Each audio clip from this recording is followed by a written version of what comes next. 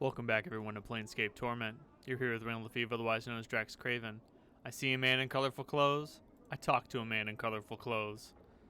You see a heavy-set man with sharp features and a pained expression. Despite his huge frame, however, he has an effeminate look about him, and unlike the other residents you've seen, he looks to have bathed recently. As you approach, he looks up hopefully and calls out in a high voice, "Craddock, good sir?" "What?"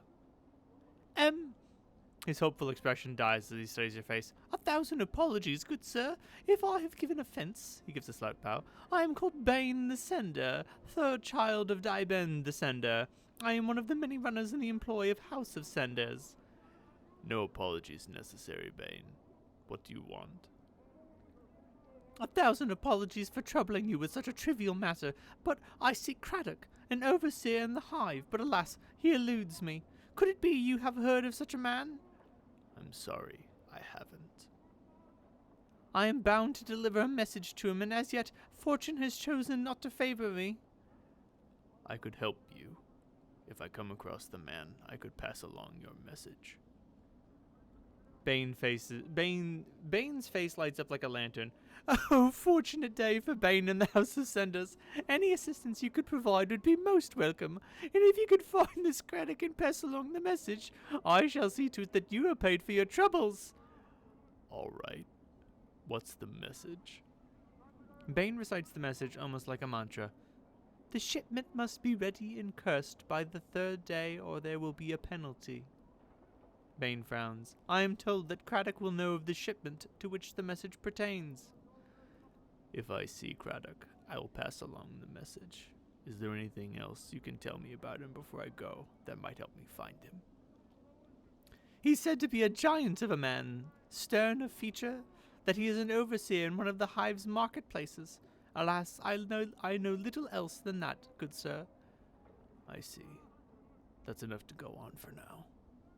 Bane bows. "Thank you, sir. Should fortune favor you and you're able to bear the message to Craddock, be so kind as to return and tell me of it. I will see to it your efforts are rewarded." "Very well. Farewell, Bane." Updated my journal. I love that little the clippy clap, the little phrase. Every once in a while, when I'm just doing my thing, the phrase "updated my journal" pops into my head. Being watched, Chief. Just look natural. Casual. Or at least as casual as we can. This cowled figure is hunched by the mortuary gate. His face is obscured by the shadow of his hood. What little you can see is his chin, which is covered with stubble and what appears to be a foul green and purple rash. The rash seems heaviest around his neck, fading as it crawls up to his chin. "Greetings." The figure doesn't budge. There's a moment of silence, then he responds in a high-pitched voice that sounds more suited to a girl of 10 years than a man. "Hi?" "Who are you?" "Pox am I. Hi." Pox? "Mother and father named me. Wished a pox on firstborn. A curse given. Came true it did. Hi." Again your eyes are drawn to the purplish-green rash covering Pox's chin and neck. "Oh, I had some questions for you." "Hi?" "What are you doing?" "Wait for the debtors, do I? Hi?" "Debtors? Corpses? Why?" "Find a debtor, take him through the gate, get some drink. Then again I wait." "Through the gate?" "Oh, I'm sorry. I selected, is the front gate the only way inside the mortuary? Hi, only a debtor or dustman go in the gate, they do. You want Pox make you debtor again?" "Again?" "Hi, many time you ask. Pox always do." "How many times exactly?" "Many time. Hi." "So we've met before." "Hi." "What do you know about me?" You a debtor who don't stay debtor for long, hi? Deal square with Pox you do." "Do you know anything else about me?" "You a debtor who don't stay debtor for long, hi? Deal square with Pox you do." "Oh." "Kill me then. I want to get inside the mortuary." "All right. How about I just pretend to be dead and you sneak me in?" I had some other questions. "I'm looking for a journal. You wouldn't happen to have seen one, have you?" "Hi, no journal have I seen. Things get lost in the hive, never found again. Maybe journal one of them, hi?" Do you know someone named Farad? Hi, Farad. Collector. Big. Name has weight. Casts long shadow it does. Hi. Do you know where I might find him? Hi, in the hive here. He is. Somewheres. Hi. Can you be more specific? Hi. Somewheres in the hive he is. Farad hide he does. Very hard finding he is. Not worth finding, I don't think. Not worth finding, what do you mean? Hi. Many hates him. Other collectors even. Sharegrave hates him. Not like Farad at all. Hi. Sharegrave. Hi. Sharegrave. Big name. Carry weight. Cast long shadow he does. Tell Pox what to do he does. Would your boss, this Sharegrave, know where Farad is? Updated my journal. Hi. Sharegrave knows dark he does. Know Farad a hiding he does. Sharegrave in Ragpicker Square. Many blocks west of here. Hi. Say Sharegrave that Pox send you tell him. Sharegrave become share copper with Pox he will. Hi. Ragpicker Square. West of here. Alright. I'll go looking for Sharegrave then. Alrighty then. Interesting. So it appears that we do work with Pox in a way. We have paid him in order to be admitted into the mortuary whenever we please. I feel like there's got to be an easier way. Interesting. Quentin. The man before you looks to be middle of height and years. He is stout with a thick, bullish neck, and his shoulders are hunched, as if the great weight was pressing upon them. He wears an impatient look as he stares at the black monolith in front of him. Greetings. The man throws you a glance. There's room, Cutter. No need to ask my leave to stand here. Actually, I just wanted to know what the monolith was. It's a tombstone for the plains. Graveyards of names are scratched on that rock. Can only hope my name's the one that'll split the stone in twain. He points at the base of the monolith. Quentin. Right there. Hammered in just hard enough to send the damn thing crashing down. A tombstone for the plains. Aye. The Dusties scratched the name of the dead on this monument here. He gestures around him. And on the walls of this place. Not enough space by my reckoning, but no matter. They do their best. Can barely read half of them. What are you doing here? Reading the new arrivals. Try and find a new one every day. Try and remember if I knew him. Nothing more. The Dustmen record the names of everyone who's died on this monument. Aye, they scratch them on this rock, and scratch them on the walls. I don't know why they take the trouble to take accounting of the dead. The Dusties have more care for the living. The living? Aye, you know about the Dustmen mourners. They come to this place. They aren't mourning the dead, see? They're mourning the living. You can barely get a word in them edgewise without them asking to mourn some poor living Burke for you. Why do they mourn the living? You got me there, Cutter. Might want to put the question to them. Seems to me the dead are thrice worth the pity of any poor sod living in this pit. Every name on there is blessed in my book. It is. Ever know anybody who came back after their name was put on the wall? You mean came back from death? Not a one, Cutter. Everything that lives dies. And that's the way of things. Still, considering the plains go on forever and all, I suppose anything's possible. I suppose so. I had something else to ask you. No harm in asking, Cutter. Nope, that's all. Sevtai. This woman's face looks broken, and she's covered in scars. They look like bite marks and fingernail cuts. She's cradling the shreds of several rags in her hands and is staring emptily at the wall of the monument at the names there. Greetings. Get you back. The woman's teeth peel back, displaying a row of black canines. What do you want to Sevtai? What's the matter? What's wrong? Those chaos men wrecked my cart, attacked me, and killed 3 of my sisters who tried to stop them. Not sisters anymore. No, they nothing but names on this memorial wall. Chaos men. Chaos men. Affection they are. What they are is an addled bunch that runs wild through the hive and does whatever they please. We never did no harm to them. Then they lope in like dogs and tear apart anything within reach. Who are these chaos men who attacked you? They're a hiver gang, a bunch of addled sods that call themselves the Starved Dogs Barking, or some such barmy nonsense. Their actions were unjust. If you wish, I could see that the matter is rectified. If three deaths they caused, then 3 deaths shall these starved dogs suffer. A copper earring in your purse if you pen 3 of those murdering sods in the dead book, Jig. I'll see to it that they're put in the dead book. Can you tell me where they might be found? Go out the south gate, spy your word from here, then walk around the block until you come to a place where men run in circles, howling at the zig sky. There's the starved dogs they are. I'll go look for them then. Updated my journal. And here we have the death of names.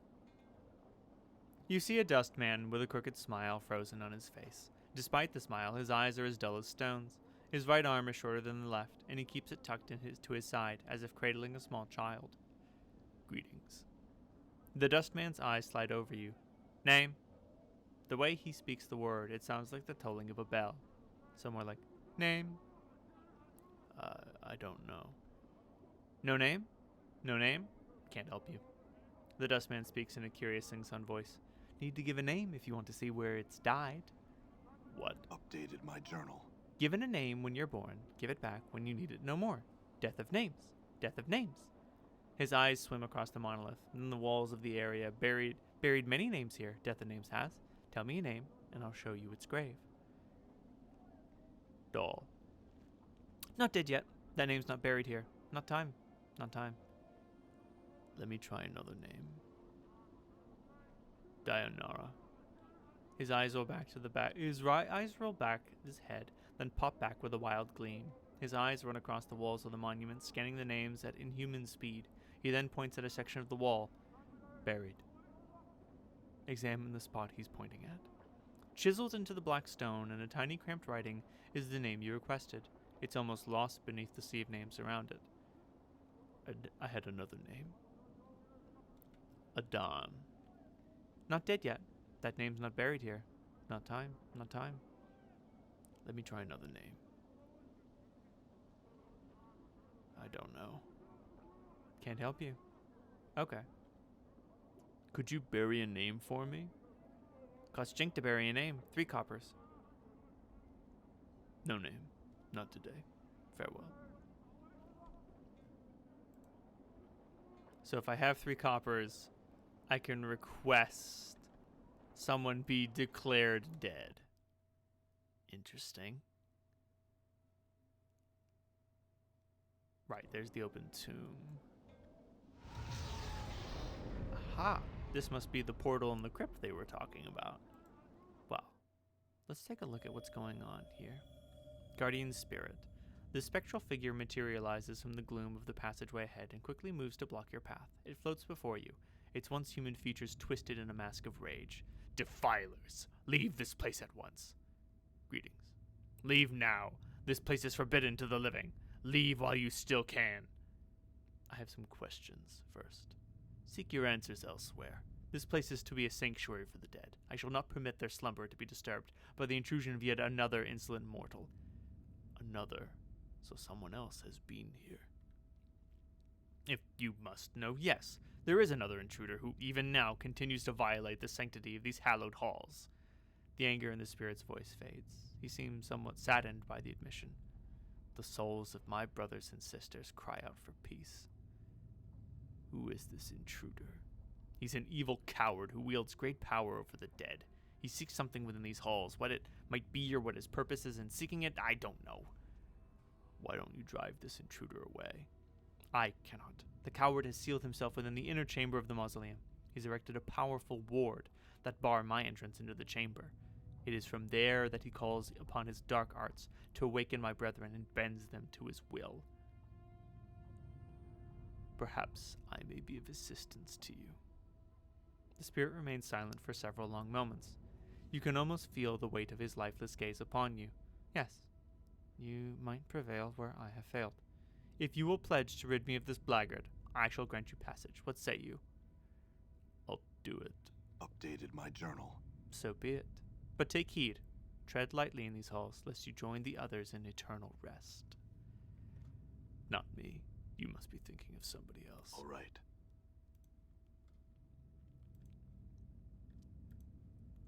I feel like I should follow this hall to its terminus. Ah, fuck! The nameless one is capable of regenerating health. Don't do this to me, nameless one. There it is. It's not super fast. It can get faster, but still, no other character is capable of such a feat.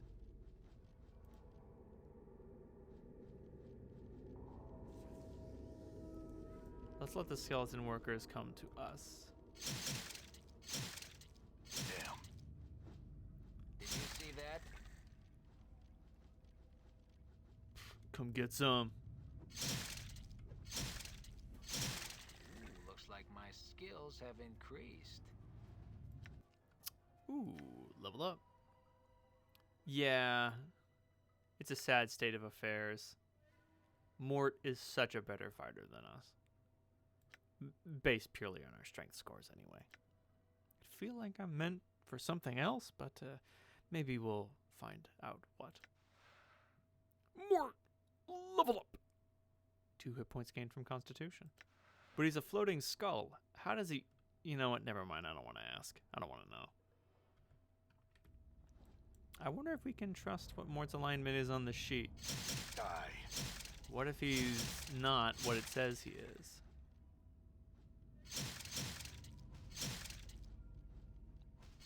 Given the option, I would prefer to tank blows than All Mort. right. I mean, Mort can take a hit, but he can't, you know, regenerate it like I can.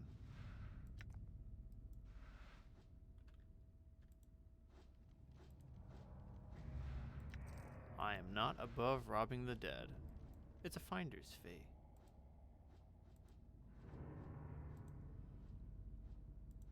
If I do end up a little too banged up, I'll use some of those bandages that I found. Or that I've collected. I've got quite a few at this point.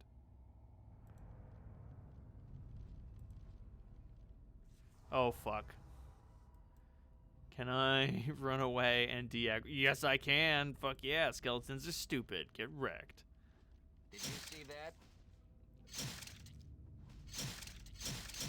God, the combat is so much faster and so much more fluid than it ever was in Baldur's Gate.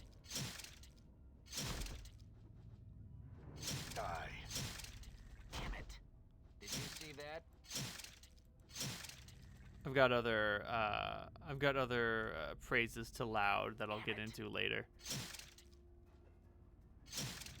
It's gotta be rough having to bite a skeleton to death, but Mort will do it.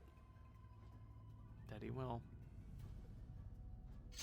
Or will anything happen? I'm gone.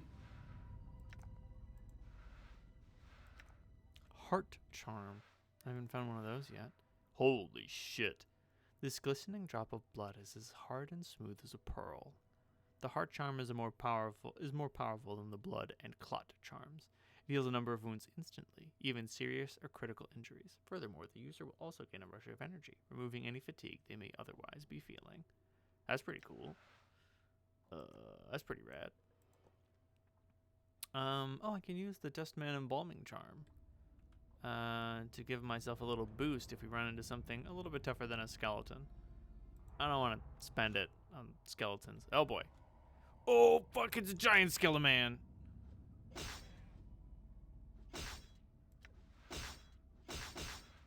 Did you see that? Did you see that? Did you see that? All right. I gotta back up. I'm getting wrecked over here. Hold on. What if I just went into my inventory and mysteriously used a long series of bandages? Well, one of the other things is that my AC is 9, whereas Mort's AC is 2. Remember, this is 2nd edition, so you want your AC to go lower, as low as it can go, so... What if I got a bunch of HP real fast? All right. But, hey. I do what I gotta do. The inner chamber. Ow.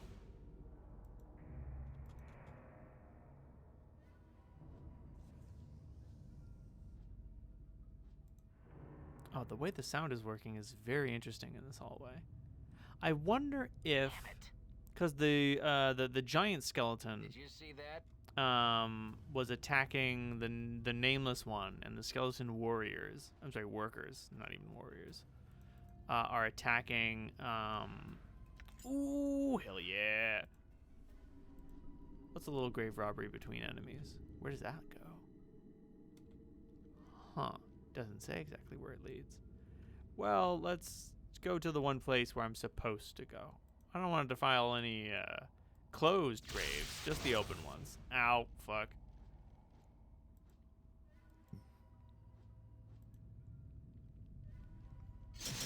But yeah, it seems like the skeleton workers attack. They seem to attack randomly. Okay, but even so, random is better than the giant skeleton's malevolent intelligence choosing the nameless one over Mort. The softer, easier target over the one that's more difficult to hit. Did you see that? I mean, if you ever hit a floating skull, it's really hard. Damn it. It's not easy. Nimbly bimbly flopping around. See that?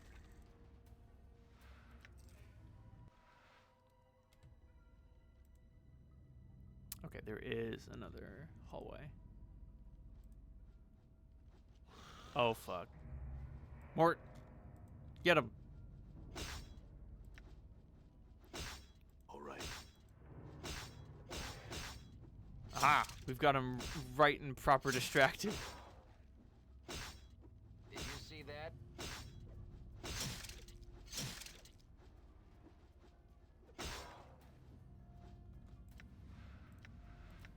Embalm the little pal. Damn it. Get him some goop. Put some goop in him. Got him. Done.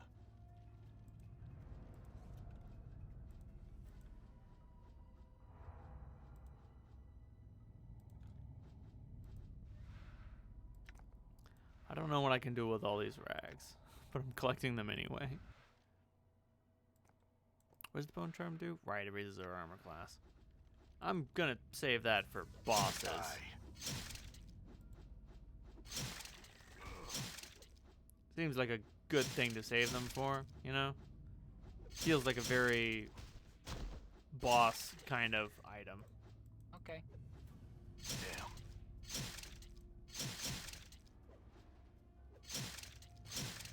Jesus Christ. I'm gone. Just fucking exploded. Can I use bandages on Mort? Is that a thing I can do? Hell yeah, I can. Bend yourself up, buddy. Pleasure doing business with you. A pleasure doing combat with you.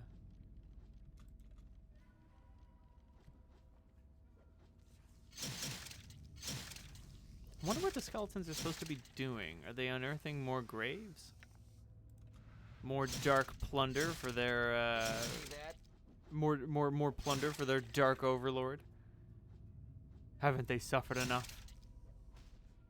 Sure, why not? Mort appears to be trapped behind the nameless one. Damn it. Such things happen.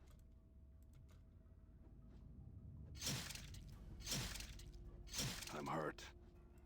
Did you see that? Yeah, you are. Yeah, you are, buddy. I hate to use these too much.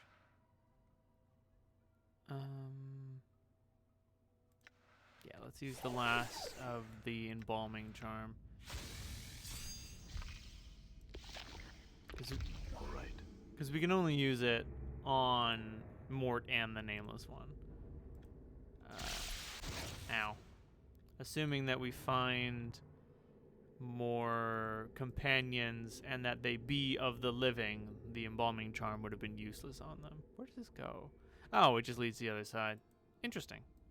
Interesting layout. Very non-Euclidean. Very wow. Alright. I'm gonna drop a save real quick. And let's dust this jackass.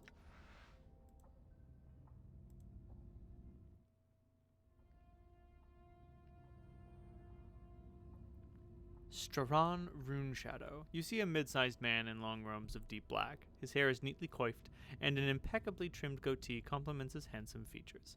Noticing your arrival, he puts down the book he was writing in and strides confidently over to you, smiling. Impressive. I must admit, I never thought you would make it this far. I'm glad to have disappointed you. Are you the one responsible for all the walking dead? Who am I? Who I am is of no consequence to you. What I want is the question that should concern you most. As he speaks, he looks you up and down, as if somehow fascinated. Very well. What do you want? I want your blood. Is that some kind of threat? The man starts to answer, but stops himself abruptly. An evil smile spreads across his face, and he begins to laugh. Yes, I suppose it is.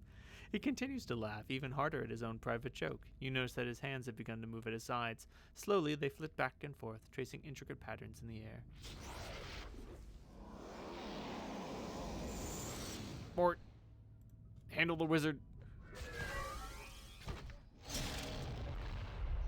Oh, I appear to be terrified.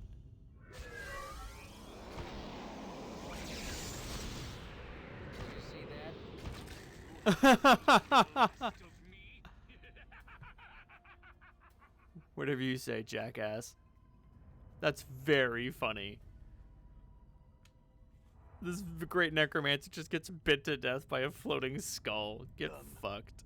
What do you have on him? The scroll of the ice knife, a bracelet, and some gold. Or money. A skull. This is a generic human skull. It's not as talkative as Mort, but perhaps that's just as well. Well, I'm not going to pick up a weird skull. I don't need that. Dagger. Huh. Scroll of chromatic orb, scroll of strength, and Strahan's diary. Here, hold these scrolls. Oh yeah, I took this cobblestone from the zombie. Weird. It feels weird that I still have it, you know? Let's read Strahan's diary. This leather-bound tome is cracked and worn with age. Some sort of crest has been burned into the cover. You can make out a series of interlocking triangles centered about the initials SR. The writing upon its pages has faded considerably, for the last few entries seem to have been penned recently. Day 2 of the 127th year of Factol Hashkar's reign. At last I have it.